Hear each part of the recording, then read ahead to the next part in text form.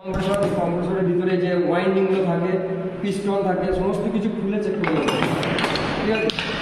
এবং ওগুলো করে গেলে তুলে বিভিন্ন রকম যে হ্যামার আছে, সমস্ত যে আমরা 40টা যে স্টুডেন্ট থাকে গ্রুপ করবো, গ্রুপে হ্যামার দিয়ে দেবো, যখন যেটা কাজে লাগবে তখন সেই গ্রুপ সেই হ্যামার নেবে। এবং ফাইল আছে, বিভিন্ন যে ফাইল আছে, ফাইল এখন আগে দেখে না ওইগুলোকে ফাইল বলে, কিন্তু পরে আমি ডেসক্রিপশন দিয়ে দেবো যে কোনটা কী ফাইল, কোনটার কী কাজ, ঠিক আছে। এবং তোমার হ্যাকশো আছে, হ্যাকশো ব্লেড সম্পর্কে, চিজেল আছে, চিজেল সম্পর্কে সমস্ত কিছু বলে দেবো। এবং বিভিন্ন ধরনের প্লায়ার আছে, combination plier, wire cutting plier, tightening plier, সমস্ত রকম প্লায়ার আছে, সমস্ত কিছু দেখিয়ে দেবো। এবং অ্যালেন কিও আছে, অ্যালেন কি আমাদের তো এসি ফ্রিজের কাজের জন্য ছোটো ছোটো অ্যালেন কি লাগবে, সেই অ্যালেন কিগুলো এখানে অ্যাভেলেবেল আছে বিভিন্ন সাইজে, ঠিক আছে। এবং আছে তোমার কী আছে এখানে, টেস্টার আছে, যে আমাদের ইলেকট্রিক্যাল তো কিছু পার্ট আছে, সেই ইলেকট্রিক্যাল পার্টের জন্য টেস্টার আমাদের জরুরি।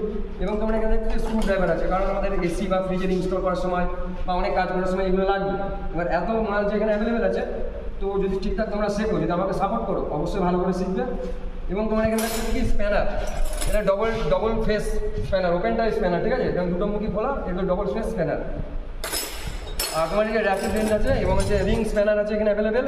এগুলো তোমার সুইচিং টুল, যেটা পাঞ্চিং করা হয়, এটা লেভেলিং মিটার। যখন আমরা কোনো এসি ইনস্টল করবো তখন আমরা লেভেলটা দেখে নেবো, যে সময় ব্যাকাটেরা আছে কিনা, সেটা লেভেলিং দিয়ে দেখে নেবো এটা, ঠিক আছে। এটা লেভেলিং। এবং যে এসি ফ্রিজের যে গ্যাসগুলো লাগে, গ্যাসটা আমরা এখানে চার্জ করি, এখন পাম্প দিয়ে ওটা দিয়ে বলে দিলাম আমি, সেই গ্যাসগুলো যে আছে, এই গ্যাসগুলো আমরা এসি বা ফ্রিজে বিভিন্ন যেখানে যেটা লাগবে তখন সেটা আমরা এটা ব্যবহার করবো।